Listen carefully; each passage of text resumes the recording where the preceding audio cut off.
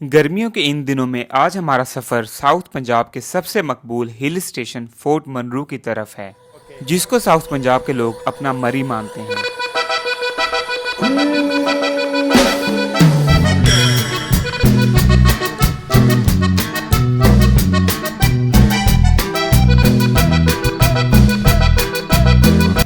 Fort मनरू डेरा गाजी खान से 80 kilometre और मुल्तान से तकरीबन 180 किलोमीटर की मुसाफत पर वाक़ है। मेरा ये सफ़र मुल्तान से सुबह 7 बजे शुरू हुआ और 10:30 के करीब मैं फोर्ट मनरू में पहुंचा।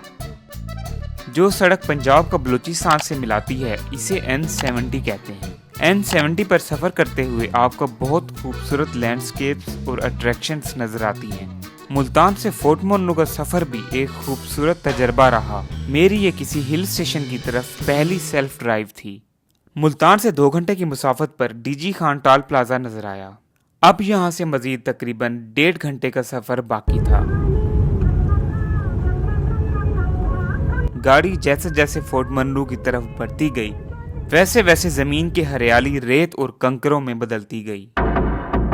पहले रेत, फिर बारीक पत्थर और फिर बड़े पत्थर जो आगे जाकर पूरे पहाड़ की शक्ल धारे खड़े थे।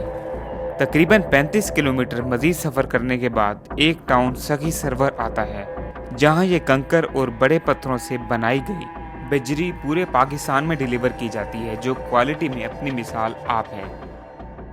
सखी सरवर के करीब से गुजरते हुए आपको नेचुरल क्रश स्टोन्स के पूरे पहाड़ नजर आते हैं, जो कंस्ट्रक्शन में इस्तेमाल की जाती है। इन छोटे पत्थरों को देखते देखते सफ़र गुजरने लगा और बल खाते रोड शुरू होने लगे। सड़क के दोनों तरफ ओपन एयर म्यूजियम आ चुका था, जिसमें मिलियन ईयर्स अगो बने इन काले पहाड़ों पर हल्की हल्की हरियाली नजर आ रही थी।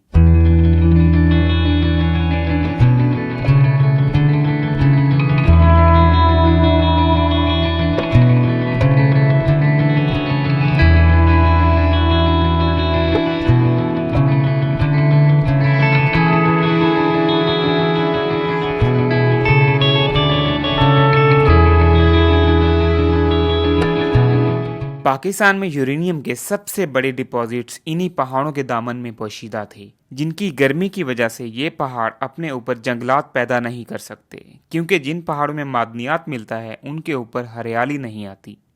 ये हल्की हल्की हरियाली जो नज़र आ रही है, ये तो मानसून के बारिशों की मरहूने मिन्नत थी। कुछ दहाइयों पहले यहाँ से एक डायनासोर का ढांचा भी मिला था और कहा जाता है कि ये पानी में तैरने वाला डायनासोर था। मतलब यहाँ पर कभी समंदर हुआ करता था, आज से लाखों साल पहले। इन पहाड़ों में मजीद क्या कुछ मौजूद है ये पता लगाने के लिए रिसर्च बहुत ज़रूरी है, जो हमारे मुल्क में होती नहीं।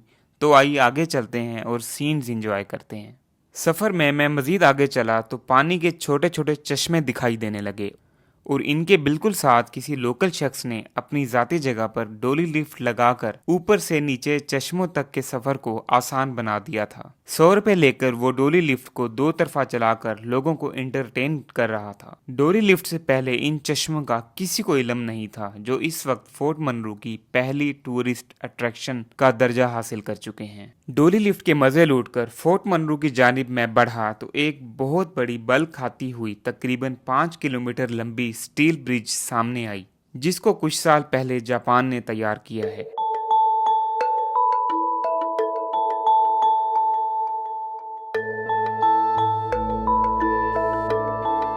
ये स्टील ब्रिज एशिया की दूसरी बड़ी स्टील ब्रिज होने का एजाज रखती है। इस ब्रिज से पहले यहाँ पर खतरनाक मोड़ थे और ये रास्ता खतरे से खाली न था। आए रोज ट्रकों के ब्रेक फेल होने के वाकयात सामने आते थे, जो अब एक पक्की रोड होने की वजह से न होने के बराबर हैं। इस एरिया में आमतौर पर फोन के सिग्नल नहीं होते, जो इस स्टील ब्रिज को अबूर करने के बाद दोबारा आना शुरू हो जाते हैं।